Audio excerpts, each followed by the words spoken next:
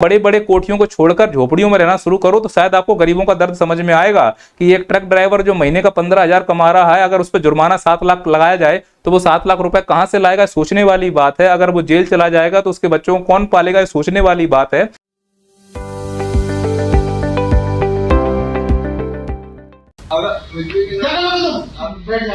मैं इसके लिए माफी चाह रहा हूँ बाबूजी। आपने खुद ने क्या औकात है, बोलोगे नहीं है क्या औकात है अपनी बाबूजी को, क्या औकात है अपनी बात को डेमोक्रेसी की, तो मैं कह रहा हूँ आपको। आप लोगों की जैसा कि आपने इस वीडियो में देखा कि कलेक्टर साहब एक मजदूर ड्राइवर को उसकी औकात में रहने की सलाह दे रहे हैं और उस पर नाराज हो रहे हैं। जरा सोचो, अगर कलेक्टर साहब के ऑफिस में कोई अडानी, अंबानी और भ्रष्ट नेता होता तो कलेक्टर साहब जी सर के अलावा कोई तीसरा शब्द नहीं बोलते। अरे अगर कोई अनपढ़ नेता इस प्रकार की भाषा का प्रयोग करे तो हम भारतवासी उसको स्वीकार भी कर लेते हैं हंसकर, क्योंकि हमें मालूम है कि हमने जिसको वोट दिया उसमें अधिकतर या तो अनपढ़ है या क्रिमिनल है या बेवड़े हैं, वो इसी प्रकार की भाषा का प्रयोग करेंगे। लेकिन सर, आप जिस पद पर बैठे हो उसकी प्रक्रिया बहुत जटिल है और इस जटिल एग्जाम की प्रक्रिया को या तो यूपीएससी या फिर स्टेट पीएससी के द्वारा करवाया जाता है। आप में से कई ऐसे छात्र होंगे जो इस यूट्यूब चैनल से जुड़े हुए हैं, जो किसी न किसी एग्जाम की तैयारी भी कर रहे होंगे, पर इस यूट्यूब चैनल पर तो केवल हम समकालिक मुद्दों की ही बात करते हैं। रही बात पढ़ाने के लिए, आप लोग मैसेज भी करते हो कि सर आपके कोर्सेज कहाँ मिलेंगे और आपके जो लेक्चर्स हैं एग्जाम से रिलेटेड वो कहाँ मिलेंगे। तो मैं बता दूं, यदि आप एमपीपीएससी की तैयारी कर रहे हो तो उसके लिए अलग से एक यूट्यूब चैनल है। अगर आप यूपीएससी की तैयारी कर रहे हो तो उसके लिए भी अलग से यूट्यूब चैनल बना के रखा गया है। साथ ही साथ यूजीसी नेट जेआरएफ के लिए भी अलग से यूट्यूब चैनल बनाया हुआ है। कुल मिलाकर ये तीनों अलग से यूट्यूब चैनल हैं जहां पर हम पूरी तरह से केवल एग्ज़ाम की ही बात करते हैं। यदि आप किसी अन्य एग्ज़ाम की तैयारी भी कर रहे हो तो नैया पार का आप एप्लीकेशन डाउनलोड कर लीजिए, प्ले स्टोर पर मिल जाएगा, जिसमें सभी स्टेट के एग्ज़ाम के लगभग कोर्स अवेलेबल हैं। अगर अवेलेबल नहीं होंगे तो बहुत जल्द अवेलेबल करा दिए जाएंगे। कुल मिला के रिकॉर्डिंग का काम चल रहा है और उसमें मेरे द्वारा ही पढ़ाया जाएगा। मैं क्या पढ़ाता हूँ, कैसे पढ़ाता हूँ, जो जानते हैं वो ठीक है, जो नहीं जानते हैं निवेदन है एक बार इन YouTube चैनल्स को आप देख लीजिए, नीचे लिंक दिया गया है डिस्क्रिप्शन पर। अगर आपने यूपीएससी दिया है, अगर प्रमोशन हुआ है तो स्टेट पीएससी से हुआ होगा, तो 3 चरणों का एग्जाम हुआ होगा जिसमें आपका पेशेंस देखा गया है। मैं ये मानता हूं कि सरकमटेंसेस पता नहीं क्या रहे होंगे, उस आपकी ऑफिस के अंदर किस प्रकार की बात हो रही होगी, उस पूरे वीडियो का एक क्लिप डाल दिया गया जिसमें आप कह रहे हो औकात में रहो। ये मैं मानता हूं कि क्लिप की वजह से आपको बदनाम किया जा रहा है, पर मुद्दा तो यही है कि आप जिस पद पर बैठे हो वो प्रतिकूल परिस्थितियों को संभालने के लिए ही आपको चुनकर वहां भेजा गया है। तो यदि आप एक ट्रक ड्राइवर की बातों को हैंडल नहीं कर पा रहे हो तो फिर आम जनता की बड़ी बड़ी मुसीबतों को कैसे हैंडल करोगे आप। और अगर आपको इस प्रकार की बातें करनी ही हैं तो आप बड़े बड़े बिजनेसमैन भगोड़ों से बातें कीजिए कि औकात में रहो, भ्रष्ट नेताओं से कहो औकात में रहो, तो हम सब भारतवासी आपके पीछे खड़े हो जाएंगे और गर्व से आपका सम्मान भी करेंगे। पर अगर दबे कुचले इन प्रकार के मजदूर ड्राइवरों से आप कहोगे औकात में रहो तो फिर आपको विरोध का सामना करना पड़ेगा और आपको इसका पनिशमेंट भी मिलना चाहिए। और मध्य प्रदेश के नवनिर्वाचित मुख्यमंत्री माननीय डॉक्टर मोहन यादव जी ने तुरंत कार्रवाई की है, जो उनकी संवेदनशीलता को दिखाता है, और कलेक्टर साहब को अभी कुछ पद से विमुक्त करने की प्रक्रिया चालू कर दी गई है। पर यह एक हल नहीं है, क्योंकि केवल एक कलेक्टर को पद से विमुक्त करने से काम नहीं चलेगा, इस पर गहराई से विचार करने की जरूरत है। खासकर जो मजदूर वर्ग है, जो रोड के किनारे ठेला लगाते हैं, जो ट्रक ड्राइवर हैं, जो किसान वर्ग है, वो इन सब प्रकार के अधिकारियों से बड़ा प्रताड़ित है। अधिकारी बड़ा रोष में आ जाता है, वो फिर लगता है कि हम ही भगवान हैं, फिर वो गलती नहीं देखता। अब जैसे ये पुलिस वाला मान लो कहीं का भी है, मैं एक एग्जांपल के लिए दे रहा हूं, इस प्रकार से सब्जी के ठेले में लात मार रहे हैं। फिर से मैं बोल रहा हूं कि हो सकता है कोई परिस्थिति दूसरी हो, पर ये पिक्चर देख के समझ में आ रहा है कि आपने सब्जी के ठेले में लात मारी है। आपने 20 बार सब्जी वाले से कहा होगा यहां मत लगाओ नहीं तो ट्रैफिक व्यवस्था डिस्टर्ब होती होगी, बावजूद आपको गुस्सा आया होगा और आपने लात मार दी। पर इससे आपकी संवेदनशीलता समझ में आती है। सोचने वाली बात है, जो मजदूर सब्जी का ठेला लगा रहा है, पानी पूरी का ठेला लगा रहा है, अंडे का, मोमोज का, चाउमीन का ठेला लगा रहा है, वो ठेला क्यों लगा रहा है, वो पकौड़े क्यों तल रहा है? क्योंकि उसके पास ना तो कोई प्रॉपर्टी है, ना कोई दुकान है, ना कोई घर है, उसकी मजबूरी है कि उसको रोड पे किनारे आकर ठेला लगाना पड़ रहा है। लेकिन जब वो ठेला लगाएगा तो जो गाड़ी मोटरसाइकिल निकलती हैं उनको निकलने में तकलीफ होगी, ट्रैफिक व्यवस्था डिस्टर्ब होगी। यानी दूसरों को तकलीफ ना हो, इसीलिए सबसे अच्छा है कि गरीबों को तकलीफ दे दिया जाए। सरकार जो फालतू के खर्चे करती है प्रचार एडवर्टाइजमेंट में, होर्डिंग लगाने में, सेल्फी पॉइंट बनाने में, उस पैसे से अगर सरकार चाहे तो इन ठेले वालों के लिए कहीं शहर में दूसरी वैकल्पिक व्यवस्था कर सकती है। खासकर मैं इंदौर नगर निगम से निवेदन करना चाहता हूं कि जो आपकी पीली गाड़ी आती है, पीली गाड़ी देखते ही बेचारे जो रोड के किनारे ठेला लगा के खड़े होते हैं उनका दर्द, उनका चेहरा देखने लायक बनता है।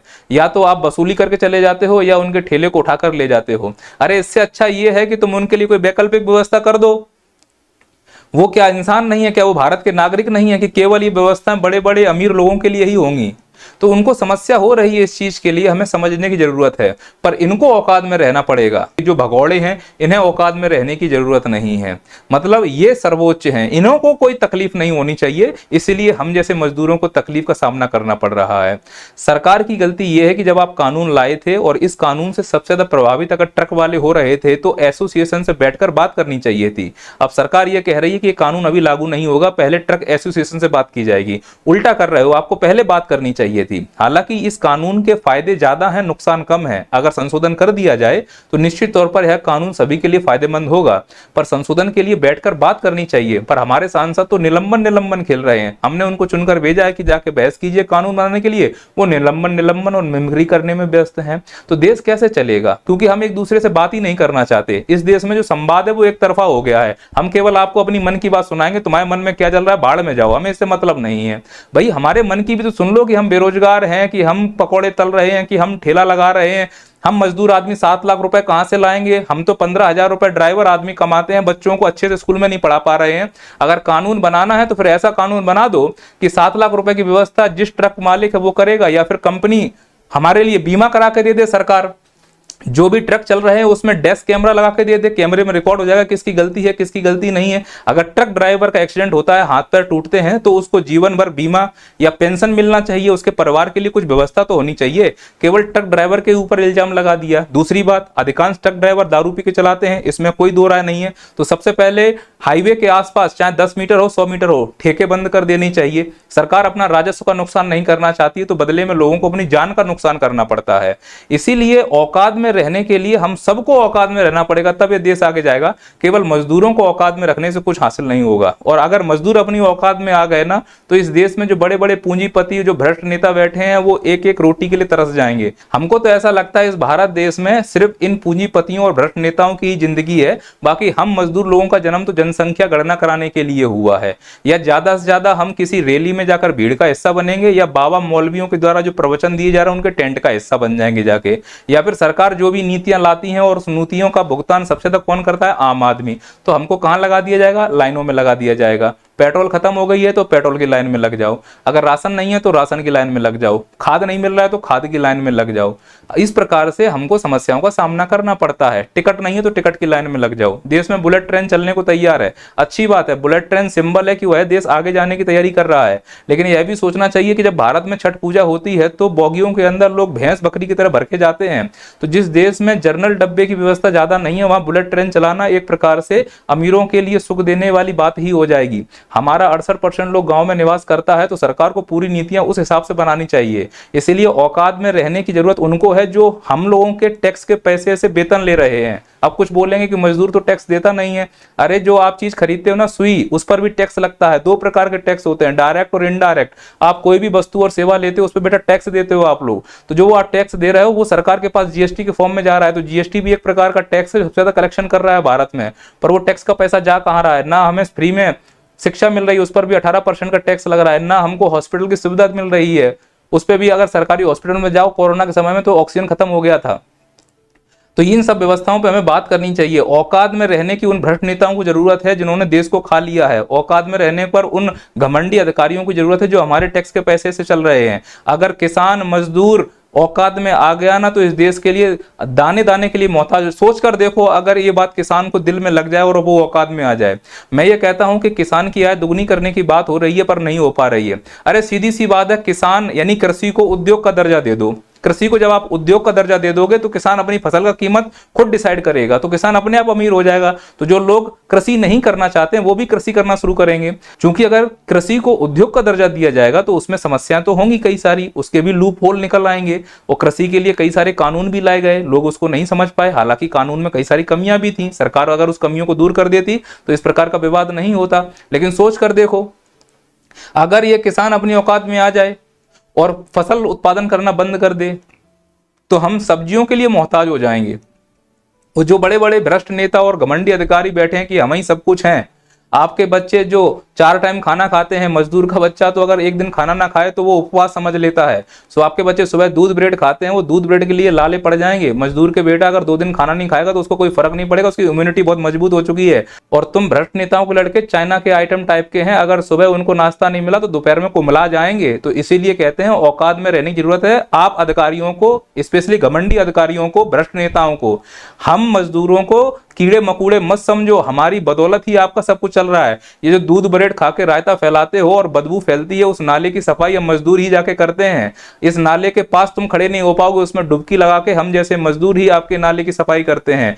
ट्रक ड्राइवर ने अपने चक्के को जाम कर दिया था, उसने अपनी औकात बता दी। और जब ट्रक ड्राइवरों ने हड़ताल की थी जो कि गलत थी, इससे पूरी सप्लाई चेन व्यवस्था डिस्टर्ब हो गई, पूरे देश के नागरिकों को परेशानी हुई, तो उसका परिणाम ये हुआ कि 2000 करोड़ से ज्यादा का नुकसान रेवेन्यू में हुआ है।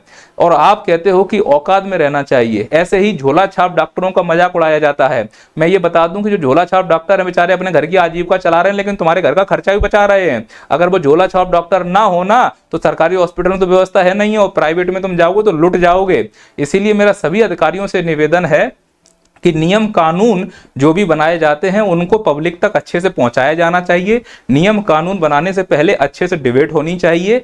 आप ऐसे ना करें कि हम लोग भेड़ बकरी हैं, हमारे ऊपर कोई चीज अप्लाई कर दी जाएगी। भारत के नागरिक प्रयोगशाला नहीं है कि हर बार प्रयोग किया जाए, अगर सफल नहीं हुआ तो वापस ले लिया जाए। इसका भुगतान भारत की जनता को करना पड़ता है। भारत की जनता कई प्रकार की समस्याओं का सामना करती है। सोचो जो कल हड़ताल हुई है उसमें कितनी एम्बुलेंस फंसी होंगी, कितने बच्चे ऐसे होंगे जो बीमारी से मर गए होंगे, कितने बच्चे हों जिनके एग्जाम छोटा होगा। नई साल की साल में पूरा देश अगर बंद हो जाए, लोग आवाजाही कर रहे होंगे, कैसी कैसी समस्याओं का सामना करना पड़ रहा होगा। क्या इतनी सेंसिटिविटी नहीं है? देश चलाने के लिए हमें देश के मजदूरों के प्रति सोचना होगा। आपको अपनी एसी छोड़कर यह सोचना होगा कि भारत का 68% लोग गांव में निवास करता है। तो मैं तो सभी नेताओं से कहूंगा, मजाक जैसा लग रहा है, कि आप बड़े बड़े कोठियों को छोड़कर झोपड़ियों में रहना शुरू करो, तो शायद आपको गरीबों का दर्द समझ में आएगा कि एक ट्रक ड्राइवर जो महीने का 15,000 कमा रहा है, अगर उस पर जुर्माना 7 लाख लगाया जाए तो वो 7 लाख रुपए कहां से लाएगा? सोचने वाली बात है। अगर वो जेल चला जाएगा तो उसके बच्चों को कौन पालेगा? सोचने वाली बात है। अगर करना ही है तो उन ट्रक ड्राइवरों के लिए परमानेंट बीमा कर दीजिए। ट्रक ड्राइवर का पूरा खर्चा उस ट्रक ड्राइवर का मालिक उठाएगा, बहुत पैसा है। या जो मैन्युफैक्चर कर रही है कंपनी, उसके ऊपर भी कुछ ब्लेम करना चाहिए। परिवहन कंपनी है, उनके ऊपर भी कुछ ब्लेम करना चाहिए। आपने देखा होगा हाईवे पर ज्वाइंट होते हैं रोडों के पास, तो हाईवे की जो संरचना खराब है उस ठेकेदार के ऊपर ब्लेम करना चाहिए। तो सभी प्रकार की चीजों को लेकर डालना चाहिए। मजदूरों के ऊपर कानून ना थोपा जाए। बड़ी बड़ी जो मोटी मोटी बकरियां हैं, मोटी मोटी मछलियां हैं, उनको दाना डालकर उनको फंसाया जाए। मैं तो कहता हूं कि जो बड़ी बड़ी मोटी मछलियां हैं उनकी चर्बी को निकाला जाए, जो कि मस्ती कर रही हैं, देश छोड़ के भाग रही हैं, उनको पकड़ने की जरूरत है। हिट एंड रन वहां पे लगाओ कि जो बैंक में हिट करते हैं और रन कर जाते हैं, उनके गर्दन पकड़ो और उनको झुकाओ, उनके पैसे को गरीबों तक बांटो, तब लगेगा कि इस देश में राम राज्य आ रहा है। बाकी मेरी अगर कोई बात बुरी लगी हो तो उसके लिए मैं माफी चाहता हूं।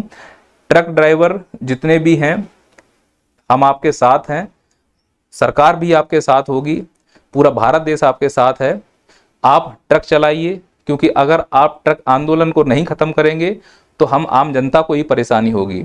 आंदोलन का दूसरा तरीका हमको विकल्प के रूप में देखना होगा। सरकार तक अपनी बात पहुंचाने का दूसरा लहजा भी है, पर ऐसे अधिकारी अगर जो बैठे होते हैं, जो औकात दिखा रहे होते हैं, तो फिर तरीका नहीं समझ में आता है सरकार हमारी कैसे सुनेगी। दूसरा, सरकार से निवेदन है, थोड़ा संवेदनशील होकर सुनिए। अकड़ से देश नहीं चलता। जब तक आप घमंड और अकड़ में रहेंगे, जनता से दूरी बना के रखेंगे, तो फिर जनता और आपके बीच में जो प्यार और स्नेह वो खत्म हो जाएगा। और एक निवेदन आप छात्रों से भी है कि यदि आप एग्जाम की तैयारी कर रहे हैं तो आप नैया पार का एप्लीकेशन डाउनलोड कर लीजिए, प्ले स्टोर पर मिल जाएगा। इस YouTube चैनल पर केवल समकालिक मुद्दे ही मिलेंगे। यदि आप किसी एग्जाम की तैयारी कर रहे हैं, जैसे MPPSC की तैयारी कर रहे हैं तो ये वाला MPPSC का यूट्यूब चैनल नीचे डिस्क्रिप्शन में लिंक दिया गया है, वहाँ पर जाकर उसको सब्सक्राइब कर लीजिए। अगर आप UPSC की तैयारी कर रहे हैं तो ये वाला यूट्यूब चैनल है UPSC के लिए। ठीक इसी प्रकार से नेट JRF की तैयारी कर रहे हैं तो ये नेट JRF यूट्यूब चैनल है। तीनों की लिंक नीचे दी गई है, आपको कंटेंट उस पर बराबर मिलता रहेगा। इस यूट्यूब चैनल पर केवल हम समकालिक मुद्दे ही करने वाले हैं, एग्ज़ाम से संबंधित कोई भी वीडियोज़ इस यूट्यूब चैनल पर नहीं आएंगे। अगर आपको एग्ज़ाम की तैयारी करनी है तो निवेदन है आप इन यूट्यूब चैनल पर आ जाइए। जय हिंद, जय भारत।